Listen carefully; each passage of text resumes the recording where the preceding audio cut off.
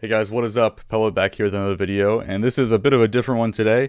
It's not directly related to Shadow Priest, but we're talking about my WeakAuras. So some of you guys might know this. I actually make WeakAuras for every class and spec in the game. Something I've been doing the last couple expansions now.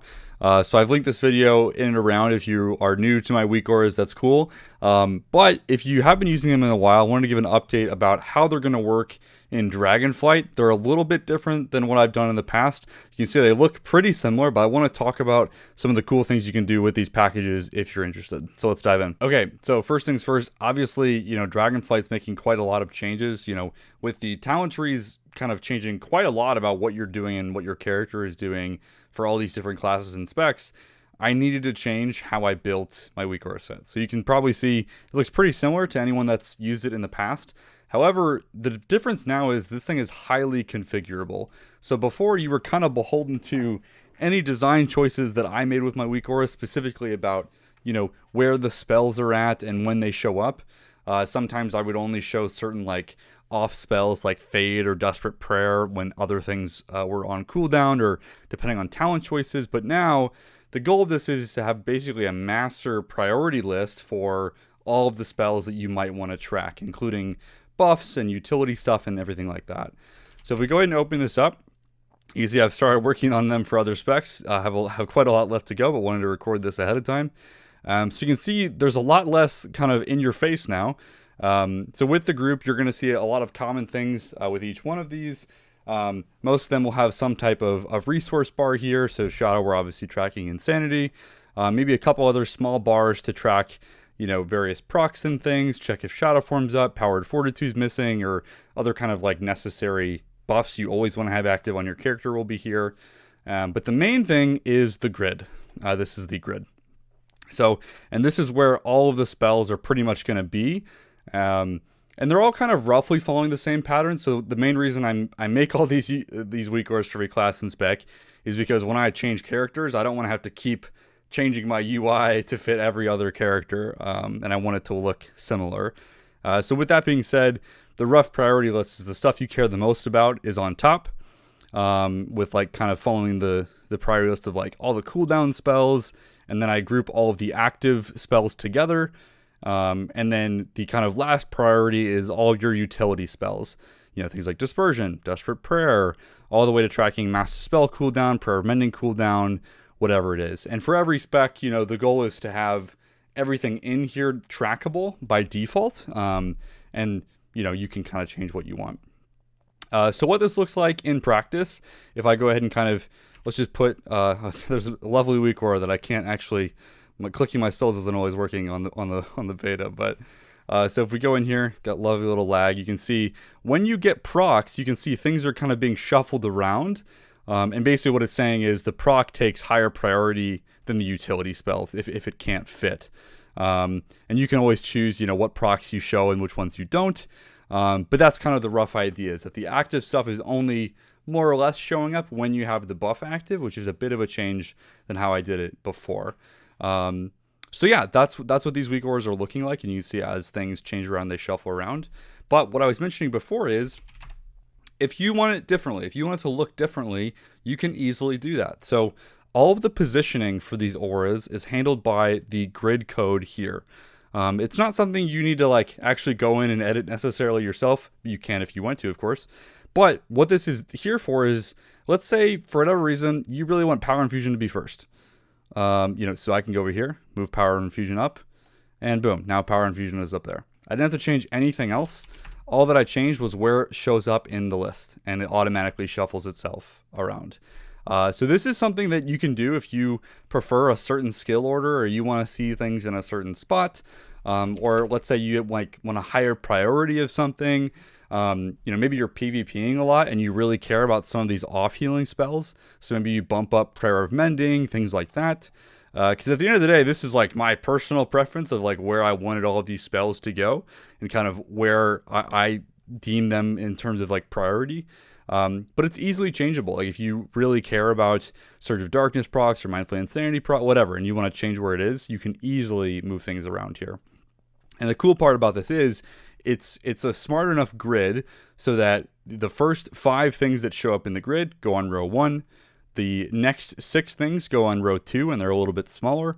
And then anything else goes on this row 3, which is right now configured at 6 icons. So it kind of already does that shuffling automatically, and as you see things kind of come in and out, it will automatically reshuffle itself. So you don't have to worry about the positioning, it just kind of happens naturally for you, which is really cool.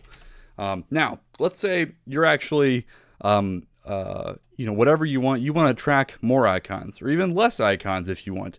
I gave you a couple presets here. If you go under the grid, you do have to go in the custom settings. Unfortunately, it's the only way I found to do it right now. But if you come in here and then you expand this out, you can actually edit any properties of how the grid is working. The code in here is doing all the stuff I was telling you already about, like dynamic reordering and resizing and all that stuff. But there is some stuff up here at the top that you can configure relatively safely if you want. I've showed some defaults here. And there are 2 options here of like extra row configs. So right now we have the main row on top, resource bar, and then 2 rows of icons. If you would like another row of icons, you can actually do that relatively easily. I'll come over here, expand the custom code. I'll change rows to 4, and then total icons, I'm going to change to 22 to add the extra row in. And now you can see there's an extra row of icons down below. Now, right now, I don't have enough icons to fill that, so you can see it's only showing me 2 right now. If we go ahead and put my dots up just to get some procs, hopefully rolling. Let me press a few spells. You can see as I'm getting procs, it's filling itself back out. So you can use this as an opportunity to actually change how you want. Like if you want more or less icons, depending on what you're doing, you can absolutely change that if you want. Obviously, this does clutter up the UI a bit more, so that's why I don't have it default showing all of these extra icons, but it is there if you'd like to change it. And all of this is there for you to customize. If we can come back here, we can change this back to 3 rows, which is the default setup that I like, in 17. And I've provided those 2 configurations here. You can also change this to like 16 if you want, and you have 1 less icon if that's the way you like it to show. For the most part, this will work. There is some, like I said, there's a lot of like custom stuff and adjusting positioning of stuff to get the kind of the rows to look the way that I want. So there are definitely, certain things you can tweak here that would be a bit more destructive or, things like that, but you could always revert if you make anything crazy. But yeah, so made this video to kind of showcase some of the cool stuff you can do with this and obviously change it to be your own. And, like I said, you can kind of change the order of what you want. Let's say you actually just don't think you need to track Yogg Saron stacks, for example. You can come in here and just say, yeah, I never want to track that.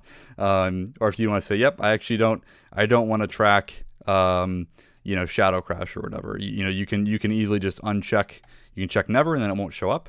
But the nice thing is this will change with your talents. So if we come over here, let's just... Spread Cleave Nazoth. I actually don't think I actually changed many talents here. So let's come in here. I guess let's just change the talent tree. We'll pick up a few more active abilities maybe. Get Dark Evangelism. Let's see, what else can we grab? Let's see, Unfurling Darkness. Sure. Basically just picking up more stuff to see what changes. This seems pretty good. Guess we can grab Minds here. Yeah, so any of these changes that you make will be reflected in the WeakAura after you change your talents. So you don't need to go in and make different builds once you change your talents.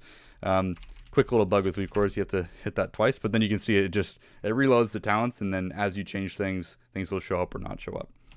So then if you do another talent build where you're like, okay, let's say I just start deleting my actives and removing the actives out of my rotation. Let's see, what else can we get rid of? Let's just get rid of Mind Spike. Sure, why not? And we'll just go over here in the passive land. Oh yeah, give me all the passives. What else do we have? Sure, we'll take that. And then we'll hit apply. And things will reload. So depending on your build, you won't have to actually go in and edit the WeakAura. It should just, just kind of work.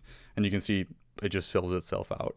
And again, if it doesn't have enough icons, it hopefully displays them in a way that's relatively nice to look at. So that's the WeakAura set. If you haven't seen them before, there will be a link in the description to my Wago page where all of these are available for free. You don't have to subscribe to me or anything. They're just out there for everyone.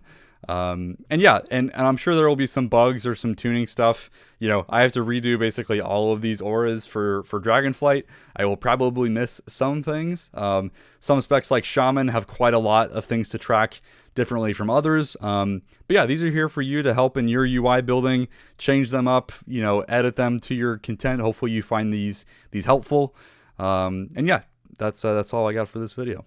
And before I end it off, I just want to do a big thank you to all the patrons and YouTube members and everyone that's supporting me here on Twitch, wherever else it is. Really big shout out to all of you guys. Really means a lot. Like I said, these WeakAuras are available for free to everyone. That will never change, but I do greatly appreciate those of you that have decided to support me directly. It means a lot to me. Definitely makes it feel better investing all this time in it, and hope you guys enjoy all the content that I'm putting out. Thank you so much for watching, and we'll see you in the next video.